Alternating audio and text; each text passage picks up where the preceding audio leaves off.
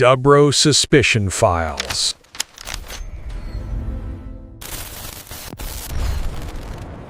한국의 언어 산자락, 그 축축한 흙 속에서 시뻘겋게 녹슨 쇠말뚝 하나가 뽑혀 나오는 장면, 아마 청취자분들도 한 번쯤은 보셨을 거예요. 네, 아주 익숙한 이미지죠. 이게 그냥 쇠붙이가 아니잖아요, 우리에겐.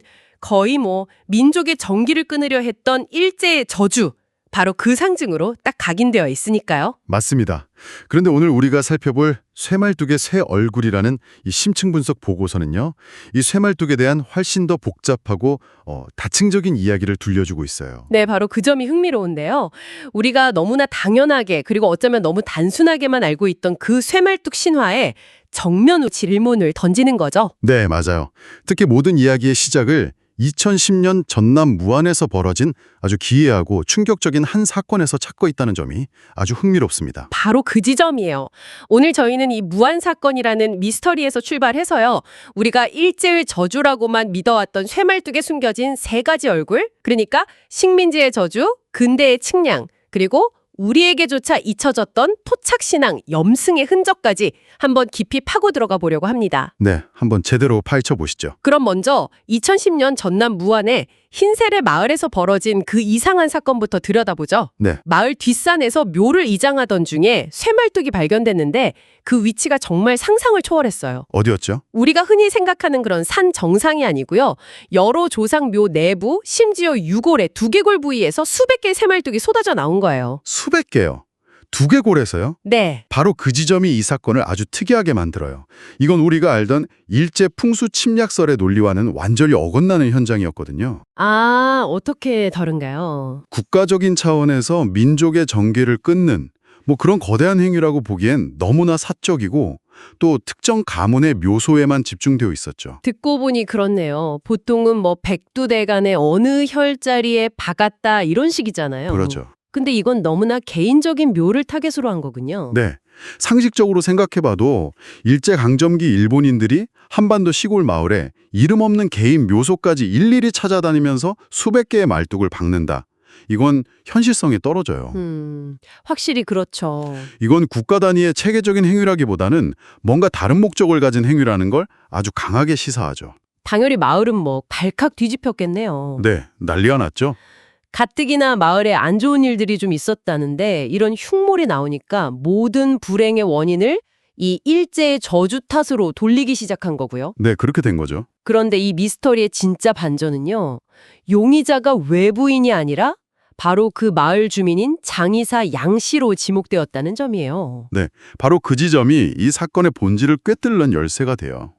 양 씨의 초기 증언이 정말 의미심장해요. 뭐라고 했는데요? 망자를 돕고 액을 막기 위해 썼다고 했거든요. 액을 막기 위해서요? 네. 그런데 이 사건이 언론에 대서특필되고 일제 쇠말떡 프레임이 딱 씌워지면서 전국적인 이슈가 되니까 갑자기 할 말이 없다 이러면서 입을 닫아버렸어요. 아, 이 태도의 변화가 사건을 더 미궁 속으로 빠뜨린 거죠. 내부자의 행위가 어떻게 외부의 저주로 둔갑하게 됐는지 그 과정 자체가 흥미롭네요. 그렇죠. 근데 한편으로는 이해도 가요. 어떻게 마을 사람이 조상묘에 그런 짓을 했다고 쉽게 믿겠어요. 차라리 일제 소행이라고 믿는 게 훨씬 더 마음 편했을 수도 있겠어요. 정확합니다. 그것이 바로 우리가 이 사건의 배경에 있는 더 거대한 신화, 일제 풍수 침략설을 들여다봐야 하는 이유예요. 네네. 무안 사건이 왜 그렇게 쉽게 일제 저주로 오인될 수 있었는지 그 뿌리를 파헤쳐봐야 하는 거죠. 그렇죠. 그 뿌리라면 역시 그 태평양 전쟁의 영웅으로 불렸던 야마시타 도모유키 장군? 네, 야마시타 장군 이야기죠. 한반도 명산 365곳에 쇠말뚝을 박으라고 지시했다는 그 유명한 이야기일 거고요. 저도 어릴 때 정말 사실처럼 들었던 기억이 나요. 사실상 현대에 만들어진 도시전설에 가까운데요. 이게 대중에게 역사적 사실처럼 각인된 데에는 미디어의 역할이 결정적이었습니다. 특히 1990년대 이후로 이 이야기가 급격히 확산됐죠. 아, 잠깐만요. 지금 이 자료를 보니까 정말 황당한 사례가 있네요. MBC의 신비한 TV 서프라이즈 같은 프로그램이 이 야마스타 쇠말뚝설을 흥미 위주로 각색해서 방영하면서 사람들의 믿음을 더 굳혔다는 건데요. 네, 그런 방송들이 많았죠. 심지어 남한산성에서 발견된 등산로 안전 손잡이가 방송에서는 갑자기 민족 정기를 끊는 흉기로 둔갑했다고요? 이건 거의 뭐 창작 수준 아닌가요? 맞습니다. 그런 식으로 시각적인 충격과 민족주의적인 서사가 결합되니까 사람들의 이성적인 판단이 쉽게 흐려졌던 거예요. 아, 눈앞에 녹슨 쇠붙이가 있고 거기에 일제의 만행이라는 강력한 스토리가 입혀지면 그게 사실인지 아닌지 따져 묻기보다는 일단 분노하고 보는 거죠. 그렇다면 팩트체크를 한번 해보죠. 이 야마시타 장군 이야기는 역사적으로 근거가 전혀 없는 건가요? 네, 전혀 현역어도 무던이요. 자료에서 명확히 지적하는 두 가지가 있는데 첫째는 알리바이의 부재예요. 알리바이요? 네, 야마시타 도모유키는 조선에 주둔한 적이 없습니다. 주로 만주와 동남아 전선에서 활동했죠. 애초에 한국에 있지도 않았던 사람이군요. 그렇죠. 그런 그가 조선의 풍수에 정통해서 365곳의 혈자리를 정확히 짚어 말뚝을 받게 했다. 이건 시공간적으로 성립 자체가 안 돼요. 그렇군요. 두 번째는 뭔가요? 둘째는 문헌 증거의 부재예요. 이 모든 주장은 누군가에게 들었다는 식의 불분명한 구술에만 의존할 뿐 어떤 공식적인 문서나 기록 같은 문헌 증거가 단 하나도 없다는 게 민족문제연구소 같은 기관들의 일관된 비판입니다. 결국 이성을 마비시킨 집단 최면과 같았다는 거네요. 집단 방어 기제라는 표현이 더 정확할 것 같아요. 아, 방어 기제요? 네, 이 자료의 분석이 아주 날카로운데요. 우리가 식민지배의 상처나 친일 청산 실패 같은 아주 복잡하고 해결하기 어려운 문제에 직면했을 때 쇠말뚝이라는 눈에 보이는 물리적인 대상에 모든 분소를 투사했다는 거예요. 흥미로운 분석이네요. 어떻게 보면 쇠말뚝 하나에 모든 책임을 떠넘기는 게 친일파 문제를 해결하거나 식민지 트라우마를 치유하는 것처럼 복잡하고 고통스러운 과정을 마주하는 것보다 훨씬 쉬웠다는 이야기로 들려요. 바로 그 지점입니다. 쇠말뚝은 아주 편리하고 가시적인 악의 상징이었던 셈이죠. 네. 그걸 뽑아내는 행위를 통해 뭔가 역사적 정의를 실현했다는 그런 심리적 위안을 얻을 수 있었고요. 복잡한 역사를 선과 악의 단순한 구도로 만들어주는 아주 효과적인 도구였던 거예요. 알겠습니다. 그럼 이 거대한 집단적 오해의 안개를 잠시 걷어내고 나니까 정말 근본적인 질문이 생기네요. 네, 어떤 거죠? 야마시타 장군 이야기가 사실이 아니라면 그동안 전국 각지에서 일제의 쇠말뚝이라며 뽑아냈던 그 수많은 쇠들은 대체 정체가 뭐였을까요? 여기서 바로 쇠말뚝의 두 번째 얼굴, 근대적 측량의 흔적이 등장합니다. 아, 측량이요. 1910년부터 1918년까지 일제는 조선의 토지를 효율적으로 관리하고 세금을 걷기 위해 대규모 토지조사 사업을 실시했어요. 네네. 이 사업의 핵심은 한반도 전체를 아우르는 정밀한 지도를 만드는 거였죠. 지도를 만들려면 정확한 측량이 필수였을 텐데요. 맞아요. 그래서 삼각 측량이라는 방식을 사용했어요. 삼각 측량? 말 그대로 전국의 높은 산봉우리들을 꼭지점 삼아서 거대한 삼각형 그물망을 그리는 작업이었죠. 이 산 정상에서 저쪽 산 정상을 보고 또 저쪽 산에서 다른 산 정상을 보면서 각도와 거리를 재는 방식으로요. 네. 당연히 그 기준점이 되는 산 정상에는 뭔가 표시를 해야 했겠죠. 아, 바로 그 표식이 쇠말뚝이었군요. 측량기계를 단단한 안반에 고정시키려면 쇠로 된 말뚝을 박는 게 가장 확실한 방법이었겠네요. 정확합니다. 그건 너무나 당연하고 필수적인 공학적 절차였어요. 그런데 이 행위가 당시 조선인들의 눈에는 어떻게 보였을까요? 한번 상상해 보세요. 일본인 측량기사들이 신성하게 여겨지던 산 정상, 즉 용의 머리나 등줄기에 해당하는 곳에 올라가 쇠붙이를 쾅쾅 박고 있는 모습을요. 이건 뭐 빼도 박도 못하게 완박한 지맥 끊기 주술행위로 보였겠네요. 그렇죠. 의도는 전혀 그게 아니었는데 결과적으로 보이는 모습은 저주의 의식 그 자체였겠어요. 그야말로 기술, 그러니까 엔지니어링이 당시의 문화적 맥락 속에서 주술, 즉 소설이로 오독된 아주 전형적인 사례라고 할 수 있습니다. 네. 실제로 그렇게 일제 쇠말뚝으로 지목돼 뽑혀 나온 것들 중 상당수는 나중에 알고 보니까 한국전쟁 당시 군용 텐트를 고정하던 핀이거나 텐트핀이요? 네, 또는 통신탑을 세우기 위한 앵커, 심지어 1930년대 한국 유도등대의 잔해였던 경우도 많았어요. 광산이나 임업용 케이블 고정 장치였던 경우도 있었고요. 아니, 그럼 수십 년 동안 전국의 애국자들이 적군 텐트핀이나 통신 장비를 뽑으면서 민족 정기를 되찾았다라고 외쳤을 수도 있다는 거네요. 그럴 가능성이 충분하죠. 정말 아이러니한 상황이네요. 역사학자 이이화 선생이 일본은 그렇게 한가하지 않았다고 일갈한 적이 있어요. 생각해보면 태평양 전쟁 말기에는 전쟁 물자인 쇠가 부족해서 집집마다 놋그릇, 숟가락까지 걷어가던 시절이잖아요. 맞아요. 공출이라고. 네. 그런 상황에 주술적인 목적으로 수백 킬로그램의 귀한 쇠를 전국의 산 정상에 묻는다는 건 상식적으로도 맞지 않는 이야기죠. 좋습니다. 측량이나 군사시설물이라는 설명. 아주 합리적이고 설득력이 있어요. 하지만 이 설명만으로는 우리가 처음 시작했던 무한 사건의 미스테리가 풀리지 않아요. 그렇죠. 산 정상이 아닌 묘소 내부, 그것도 유골의 머리에서 발견된 수백 개의 쇠말뚝은 도대체 어떻게 설명해야 할까요? 이건 측량 말뚝이라고 할 수가 없잖아요. 바로 그 지점에서 쇠말뚝에 숨겨진 세 번째 얼굴이 드러납니다. 세 번째 얼굴이요? 자료에서 가장 충격적이고 흥미로운 부분이 바로 여긴데요. 우리 전통 톡착 신앙인 염승이라는 개념이 등장합니다. 염승이요?